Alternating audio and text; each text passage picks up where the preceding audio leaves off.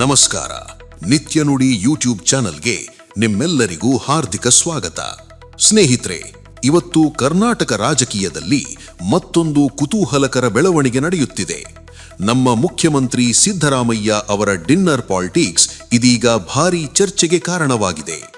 ಆದರೆ ಅದಕ್ಕೂ ಮುಂಚೆ ನಮ್ಮ ನಿತ್ಯ ನುಡಿ ಯೂಟ್ಯೂಬ್ ಚಾನೆಲ್ ಅನ್ನು ಇನ್ನೂ ಸಬ್ಸ್ಕ್ರೈಬ್ ಮಾಡಿಲ್ಲ ಅಂದ್ರೆ ಈ ಕೂಡಲೇ ಸಬ್ಸ್ಕ್ರೈಬ್ ಮಾಡಿ, ಈ ವಿಡಿಯೋಗೆ ಲೈಕ್ ಮಾಡಿ, ಶೇರ್ ಮಾಡಿ. ಬಜೆಟ್ ಅಧಿವೇಶನ ನಡೆಯುತ್ತಿರುವ ಸಮಯದಲ್ಲೇ ರಾಜ್ಯ ಕಾಂಗ್ರೆಸ್ನಲ್ಲಿ ಆಂತರಿಕ ಚಟುವಟಿಕೆಗಳು ಚುರುಕುಗೊಂಡಂತೆ ಕಾಣ್ತಿವೆ. ಕೆಲವು ದಿನಗಳ ಹಿಂದೆ ಉಪಮುಖ್ಯಮಂತ್ರಿ ಡಿಕೆ ಶಿವಕುಮಾರ್ ಶಾಸಕರಿಗಾಗಿ ಒಂದು ದೊಡ್ಡ ಡಿನ್ನರ್ ಪಾರ್ಟಿ ಆಯೋಜಿಸಿದ್ದರು. ಆ ಡಿನ್ನರ್ ಪಾರ್ಟಿ ರಾಜ್ಯ ರಾಜಕೀಯದಲ್ಲಿ ಭಾರೀ ಚರ್ಚೆಗೆ ಕಾರಣವಾಗಿತ್ತು. ಇದೀಗ ಅದೇ ಹಾದಿಯಲ್ಲಿ ಮುಖ್ಯಮಂತ್ರಿ ಸಿದ್ದರಾಮಯ್ಯ ಕೂಡ ಮತ್ತೊಂದು ಡಿನ್ನರ್ ಮೀಟಿಂಗ್ ಆಯೋಜಿಸಿರುವುದು ಕುತೂಹಲ ಹೆಚ್ಚಿಸಿದೆ. ಮಾರ್ಚ್ 16ರಂದು ತಮ್ಮ ಅಧಿಕೃತ ನಿವಾಸ ಕಾವೇರಿ ರೆಸಿಡೆನ್ಸ್ನಲ್ಲಿ ಸಚಿವರಿಗೆ ಮಾತ್ರ ವಿಶೇಷ ಔತಣಕೂಟ ಆಯೋಜಿಸಿದ್ದಾರೆ ಎನ್ನಲಾಗಿದೆ. ಸಚಿವರಿಗೆ ಮಾತ್ರ ಆಹ್ವಾನ ನೀಡಿರುವುದು ರಾಜಕೀಯ ವಲಯದಲ್ಲಿ ಹೊಸ ಪ್ರಶ್ನೆಗಳನ್ನು ಹುಟ್ಟಿಸಿದೆ.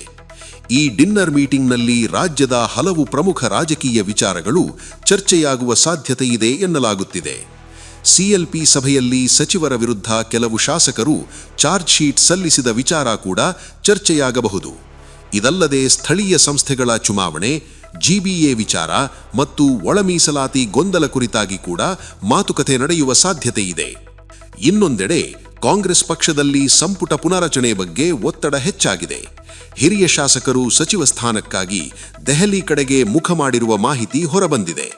ಸುಮಾರು 30ಕ್ಕೂ ಹೆಚ್ಚು ಶಾಸಕರು ದೆಹಲಿ ದಂಡಯಾತ್ರೆಗೆ ಸಿದ್ಧತೆ ನಡೆಸಿದ್ದಾರೆ ಎನ್ನಲಾಗಿದೆ. ಮಾರ್ಚ್ 26ರಂದು ಬೆಂಗಳೂರಿನಿಂದ ದೆಹಲಿಗೆ ತೆರಳಿ ಹೈಕಮಾಂಡ್ ಭೇಟಿಯಾಗಲು ಯೋಜನೆ ರೂಪಿಸಿದ್ದಾರೆ ಎನ್ನಲಾಗುತ್ತಿದೆ. ಇದರ ನಡುವೆ ಕಾಂಗ್ರೆಸ್ ಪಕ್ಷದ ಕೆಲವು ಹಿರಿಯ ಶಾಸಕರು ನಿನ್ನೆ ರಾತ್ರಿ ಪ್ರತ್ಯೇಕ ಸಭೆ ಕೂಡ ನಡೆಸಿದ್ದಾರೆ ಎನ್ನಲಾಗುತ್ತಿದೆ. ಈ ಸಭೆಯಲ್ಲಿ ಸಚಿವ ಸ್ಥಾನಕ್ಕಾಗಿ ಒತ್ತಡ ಹೇರುವ ಬಗ್ಗೆ ತಂತ್ರ ರೂಪಿಸಲಾಗಿದೆ ಎಂಬ ಮಾಹಿತಿ ರಾಜಕೀಯ ವಲಯದಲ್ಲಿ ಹರಿದಾಡುತ್ತಿದೆ. ಒಟ್ಟಾರೆ ನೋಡಿದರೆ ಕರ್ನಾಟಕ ಕಾಂಗ್ರೆಸ್ನಲ್ಲಿ ಡಿನ್ನರ್ ಪಾಲಿಟಿಕ್ಸ್ ಈಗ ಭಾರೀ ಚರ್ಚೆಗೆ ಕಾರಣವಾಗಿದೆ. ಹೀಗಾದರೆ ಈ ಡಿನ್ನರ್ ಮೀಟಿಂಗ್ ಕೇವಲ ಸ್ನೇಹಕೂಟವೇ ಅಥವಾ ಮುಂದಿನ ರಾಜಕೀಯ ರಣತಂತ್ರದ ಆರಂಭವೇ? ನಿಮ್ಮ ಅಭಿಪ್ರಾಯವನ್ನು ಕಮೆಂಟ್ನಲ್ಲಿ ತಿಳಿಸಿ. ಮತ್ತಷ್ಟು ಇಂತಹ ರಾಜಕೀಯ ಅಪ್ಡೇಟ್ಗಳಿಗಾಗಿ ನಿತ್ಯ ನುಡಿ ಯೂಟ್ಯೂಬ್ ಚಾನೆಲ್ ಅನ್ನು ಸಬ್ಸ್ಕ್ರೈಬ್ ಮಾಡಿ. ಧನ್ಯವಾದಗಳು.